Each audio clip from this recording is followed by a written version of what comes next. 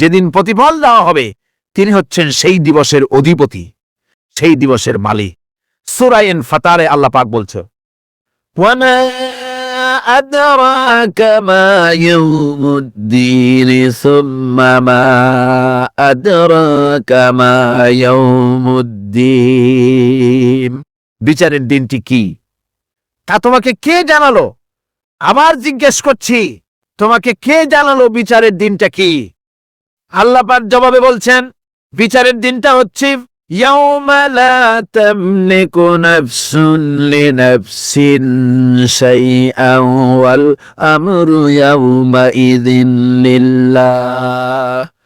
বিচারের দিন হচ্ছে এমন দিন যেদিন কেউ নিজেকে রক্ষা করতে পারবে না, কারো থেকে কেউ নিজেকে রক্ষা করতে পারবে না, নিজেকে কেউ নিজের জন্য কাউকে সাহায্যকারী পাবে না। সমগ্র ব্যাপারটি নিরঙ্কুশ ভাবে আল্লাহ রাব্বুল আলামিনের হাতে থাকবে। সেই দিনটার নাম কিয়ামত, সেটার নাম পরকাল, সেটার নাম হচ্ছে বিচারের দিন। যেদিন কর্তৃত্ব হবে কেবলমাত্র কার? আল্লাহ পাক। সেই দিনটা হচ্ছে কর্মফল পাওয়ার দিন। লাহা মা কাসাবাত ওয়া আলাইহা মাকতাসাবাত। প্রত্যেক মানুষই সে উপার্জন অনুসারে সেখানে ফল পাবে।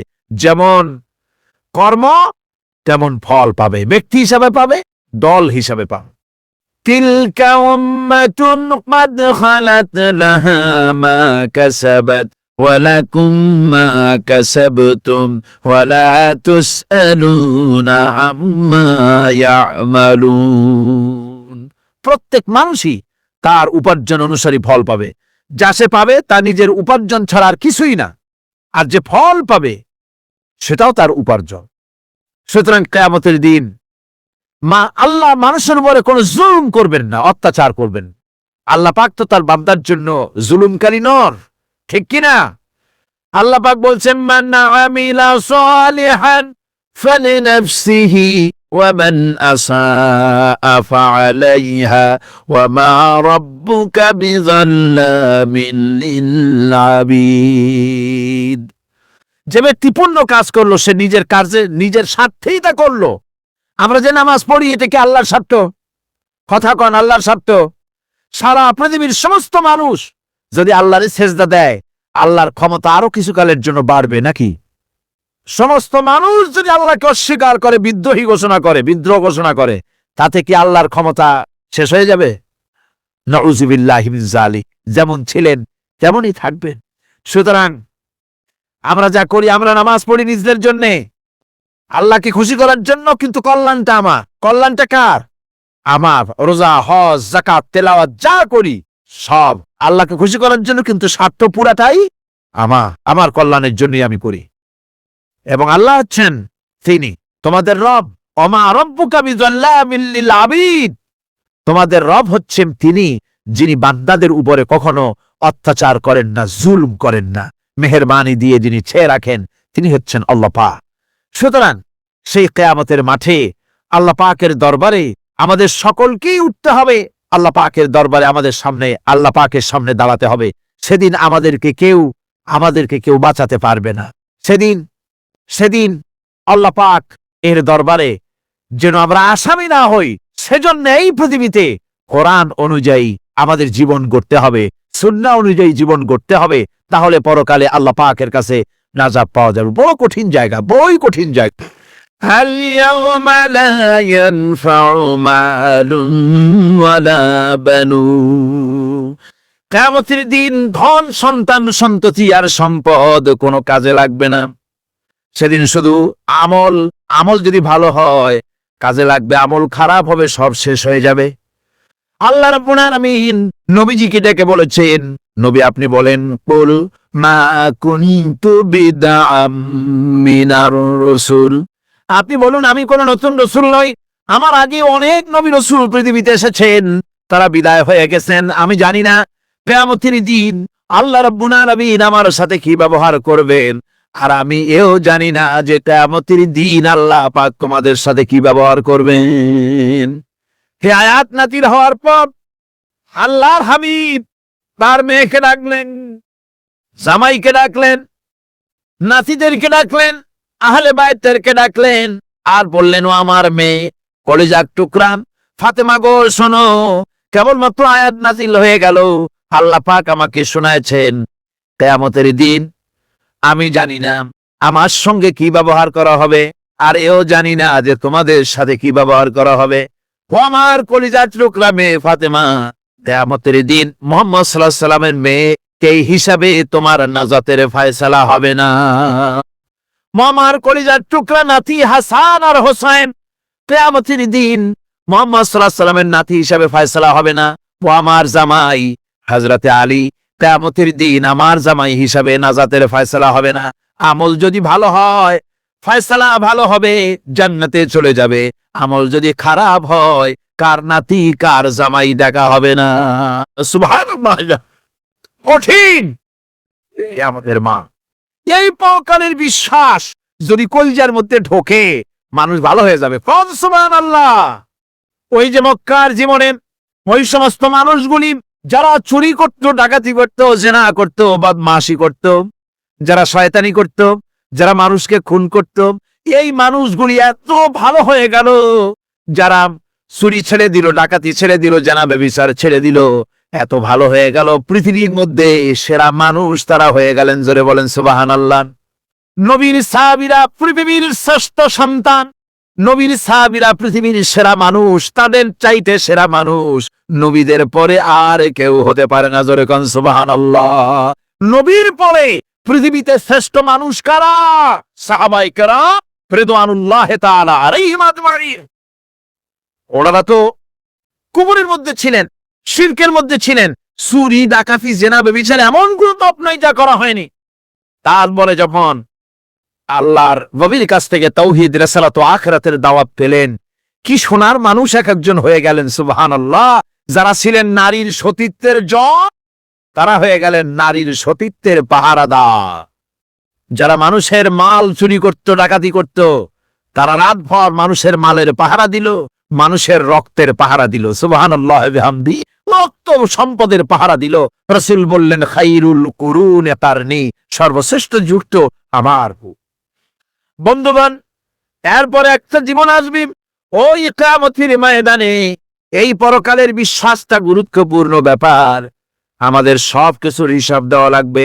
আল্লাহ পাক বলেন ইন্নাস সামআ ওয়াল বাসারা ওয়াল ফুআদা কুল্লু উলাইকা আনহু মাসউলা। নিঃসন্দেহে মানুষের শ্রবণ শক্তি, দর্শন শক্তি এবং তার অন্তঃকরণের কল্পনা সম্পর্কে আল্লাহ রাব্বুল আলামিনের কাছে জিজ্ঞাসিত হতে হবে।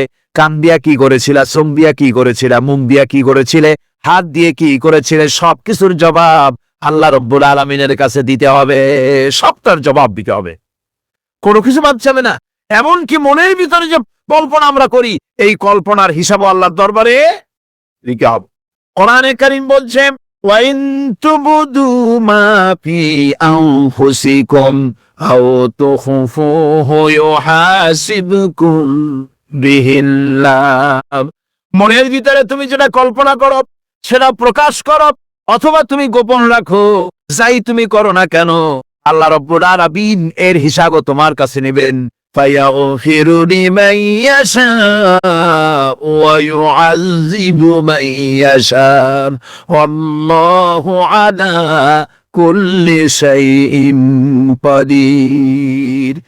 মহান আল্লাহ পাক বলেন, করার পর তোমার মনের ভিতরে কি কল্পনা করেছিলে ওইটার হিসাব আমি নেব। হিসাব নেওয়ার পর যারে খুশি ক্ষমা করে দেব, যাকে খুশি শাস্তি প্রদান করব। সবকিছুর উপরে আল্লাহ রাব্বুল আলামিন শক্তিমান, সব তিনি করতে পারেন, সমস্ত কুদরত রয়েছে তা। সুতরাং মানুষদেরকে, আল্লাহর বান্দাদেরকে বিশ্বাস করতে হবে যে আমার কোনো কথা বাদ যাবে না, কথাগুলি রেকর্ড হচ্ছে, কথা রেকর্ড হচ্ছে। এই পৃথিবী একদিন পরিসমাপ্তি ঘটবে এবং আল্লাহর দরবারে আমাদের তো উঠতে হবে, এবং সেখানে আমাদের তো উঠতে হবে, এবং সেখানে আমাদের বিচার হবে। সেখানে আমাদের কি হবে? বিচার। আল্লাহ পাক বিচারটাকে নির্ভুল করার জন্য, সঠিক করার জন্য প্রত্যেকের বলায় আমলনামা ঝুলায় রাখছে, এখানে রেকর্ডের ব্যবস্থা করা হয়েছে। আল্লাহ পাক বলছেন ওয়া কুল্লা ইনসানিন আলজামনাহু তাইরাহু ফি উনুকিহি ওয়া নুখরিজু লাহু ইয়াওমাল কিয়ামাতি কিতাবান ইয়ালকাহু মানশুরা। আল্লাহ পাক বলেন প্রত্যেকের ভালো মন্দ কর্মফল কর্মলিপি আমি তার গলায় ঝুলায় রেখেছি। কিয়ামতের দিন সে নিজের কাছে স্পষ্ট সব দেখতে পারবে, কোনো জিনিস বাদ পড়বে না। কার গলায় তার আমল নামা ঝুলানো আছে, সব রেকর্ড হতেছে। এই পৃথিবী থাকবে না। এটা কি চিরকাল থাকবে? না, এর একটা পরিসমাপ্তি ঘটবে। যেমন করে সারা বছর লেখাপড়া করান্ত কলেজে, বিশ্ববিদ্যালয়, মাদ্রাসায়, হাই স্কুলে সব জায়গায় সারা বছর লেখাপড়া করার পর যেমন পরীক্ষা দেওয়ার একটা দিন আসে, সারা বছর ব্যবসা করার পর হিসাব নিকাশ করার যেমন একটা সময় আসে, সারা মাস চাকরি করার পর বেতন পাওয়ার যেমন একটা দিন আসে, সারা জীবন চাকরি করার পর পেনশন পাওয়ার যেমন একটা সময় আসে, অনুরূপ ভাবে এই দুনিয়া যেদিন শেষ হয়ে যাবে, আল্লাহ নির্ধারিত সময় শেষ হয়ে যাওয়ার পর একটা সময় আসবে যখন আল্লাহ রব্বুল আলামিন সব শেষ করে দিবেন, লন্ডভন্ড হয়ে যাবে, কিছুই থাকবে না। কোরআনে সব আল্লাহ বলে দিয়েছেন। আল্লাহ পাক বলেন এই পৃথিবীর সব কেমন ভাবে ধ্বংস হবে তার চিত্র আল্লাহ পাক কোরআনে কারিমে তুলে ধরেছেন। ইযাস সামাউ ফাতারাত ওয়া ইযাল কাওয়াকিবু তাসারাত ওয়া ইযাল বিহারু ফুজ্জিরাত ওয়া ইযাল কুবুরু বুসিরাত। যখন আকাশসমূহ বিদীর্ণ বিদীর্ণ হয়ে যাবে, তারকাগুনি বিক্ষিপ্ত হয়ে ছিটকে পড়বে, আর সমুদ্রগুলি উচ্ছ্বসিত হয়ে পড়বে, বপরগুলি সব তার ভেতরে যা আছে উজ্জীরণ করে দেবে, তারকাগুলি স্ফীত হয়ে যাবে। এরপরে সমস্ত আকাশগুলি কাতাইয়্যিস সিজিল্লিনিল কুতুব, কিতাবের পৃষ্ঠার মতো একটার পরে একটা ঠাস ঠাস করে পড়তে থাকতো, চূর্ণ বিচূর্ণ হয়ে ভেঙে চুরে একাকার হয়ে যাব। পাহাড়গুলিকে উড়িয়ে দেওয়া হলো, চন্দ্র এবং সূর্য একাকার হয়ে। আল্লাহ রাব্বুল আলামিন বলেন ফাইদা বারিকাল বাসারু ওয়া খাসাফাল কমারু ওয়া জুমিআশ শামসু ওয়াল কমর। চক্ষু যখন বিস্ফারিত হয়ে যাবে, চাঁদ যখন তার আলো হারিয়ে ফেলবে, সূর্য যখন তার আলো হারিয়ে ফেলবে, চাঁদ আর সূর্য সব একাকার হয়ে যাবে। এই সময়ের অবস্থাটা কি চিন্তা করো। মানুষ হয়রান হয়ে দৌড়াদৌড়ি করবে। ওয়াহুমিলাতিল আরদু ওয়াল জিবালু ফাদুক্কাতা দাক্কাতান ওয়াহিদা। জমিন এবং পাহাড়গুলির মধ্যে আল্লাহ রাব্বুল আলামিন সংঘর্ষ বাঁধিয়ে দিবেন। পাহাড়গুলি ভেঙে চুরে টুকরা টুকরা হয়ে যাবে। পাহাড়গুলি উঁচু করে জমিনের উপরে আছাড় মেরে আল্লাহ রাব্বুল আলামিন ভেঙে চুরে চুরমার করে দিবেন। সুবহানাল্লাহ। ওয়া তাকুনুল জিবালু কালইনিল মানফুশ। পাহাড়গুলো বেজাত হোনা তুলার মতো করে উড়িয়ে দাও, পাহাড় উড়ে যাবে। এই দুনিয়ায় ফাঁকিবাজি করে বহুত কিছু করা যায়, কিন্তু কিয়ামতের মাঠে এগুলি কিছুই চলবে। হাল ইয়াওমা লা ইয়ানফাউ মালুন ওয়ালা বানুন। কিয়ামতের দিন ধন, সন্তান, সন্ততি আর সম্পদ কোনো কাজে লাগবে না। সেদিন শুধু আমল যদি ভালো হয় কাজে লাগবে, আমল খারাপ হবে সব শেষ হয়ে যাবে। আল্লাহ রাব্বুল আলামিন নবীজিকে ডেকে বলেছেন, নবী আপনি বলেন, কুল মা কুনতু বিদআম মিনার রাসূল। আপনি বলুন আমি কোনো নতুন রাসূল নই, আমার আগে অনেক নবী রাসূল পৃথিবীতে এসেছেন, তারা বিদায় হয়ে গেছেন। আমি জানি না কিয়ামতের দিন আল্লাহ রাব্বুল আলামিন আমার সাথে কি ব্যবহার করবেন, আর আমি এও জানি না যে কিয়ামতের দিন আল্লাহ পাক তোমাদের সাথে কি ব্যবহার করবেন। এই আয়াত নাযিল হওয়ার পর আল্লাহর হাবিব তার মেয়েকে ডাকলেন, জামাইকে ডাকলেন, নাসিদেরকে ডাকলেন, আহলে বাইতদেরকে ডাকলেন, আর বললেন ও আমার মেয়ে কলেজার টুকরা ফাতেমা গো শোনো, কেবলমাত্র আয়াত নাযিল হয়ে গেল, আল্লাহ পাক আমাকে শোনাচ্ছেন কিয়ামতের দিন আমি জানি না আমার সঙ্গে কি ব্যবহার করা হবে, আর এও জানি না যে তোমাদের সাথে কি ব্যবহার করা হবে। ও আমার কলিজার টুকরা মেয়ে ফাতেমা, কিয়ামতের দিন মুহাম্মদ সাল্লাল্লাহু আলাইহি সাল্লামের মেয়ে এই হিসাবে তোমার নাজাতের ফয়সালা হবে না। আমার কলিজার টুকরা নাতি হাসান আর হোসেন, কিয়ামতের দিন মুহাম্মদ সাল্লাল্লাহু আলাইহি সাল্লামের নাতি হিসাবে ফয়সালা হবে না। ও আমার জামাই হযরতে আলী, কিয়ামতের দিন আমার জামাই হিসাবে নাজাতের ফয়সালা হবে না। আমল যদি ভালো হয় ফয়সালা ভালো হবে, জান্নাতে চলে যাবে। আমল যদি খারাপ হয় কার নাতি কার জামাই দেখা হবে না।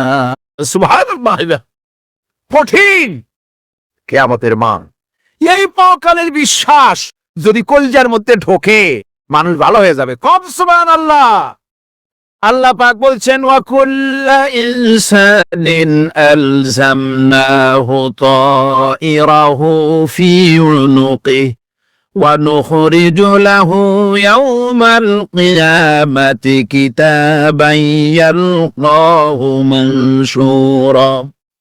আল্লাহ পাক বলেন প্রত্যেকের ভালো মন্দ কর্মফল কর্মলিপি আমি তার গলায় ঝুলায় রেখেছি। কিয়ামতের দিন সে নিজের কাছে স্পষ্ট সব দেখতে পারবে, কোনো জিনিস বাদ পড়বে না। তার গলায় তার আমলনামা ঝুলানো আছে, সব রেকর্ড হতেছে। আমরা যা করছি সবগুলি রেকর্ড হয়ে যাচ্ছে। বর্তমান বিজ্ঞানীরা আবিষ্কার করেছে যে মানুষের শরীরের ভিতরে ডিএনএ আছে, রক্তের ভিতরে ডিএনএ, এটা একটা কোডন। মানুষের রক্তের ভিতরে ডিএনএ আছে। যেমন তার ব্রেনের ভিতরে কতগুলি কোষ আছে, এক একটা কোষ এক এক ধরনের কাজ করে, অনুরূপ ভাবে তার শরীরের ভিতরে রক্তের ভিতরে ডিএনএ আছে। এই ডিএনএটা কি? এই ডিএনএটা হচ্ছে, এই ডিএনএ একটা কম্পিউটারের মতো কাজ করতেছে।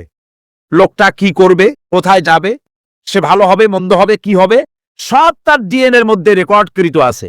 এটা বোঝার জন্য একটা সুন্দর দৃষ্টান্ত দেওয়া যায়। যেমন এই কাগজটাকে আপনারা মনে করুন একটা গাড়ির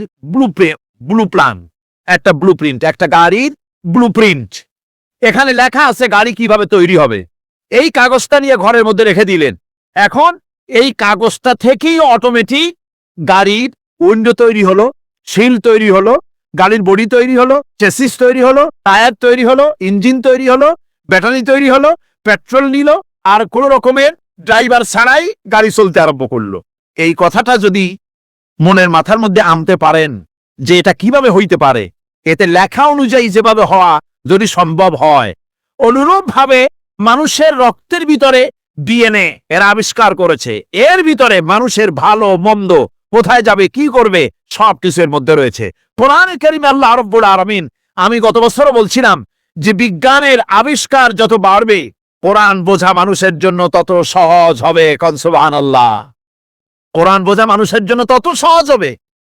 সুতরাং মানুষের গলার সাথে আল্লাহ পাক বলছেন যে একটা আমলনামা আমি ঝুলাই দিয়েছি তার গলার সাথে, সে যা করতেছে ওখানে সব লিপিবদ্ধ হচ্ছে, কম্পিউটারাইজড, কম্পিউটারের মতো এগুলি সব গ্রহণ করতেছে। এগুলি কিয়ামতের দিন তার সামনে হাজির করা হোক। কিয়ামতে যখন আমলনামা তার সামনে দিয়ে বলা হবে ইকরা কিতাবাকা কাফা বিনাফসিকাল ইয়াওমা আলাইকা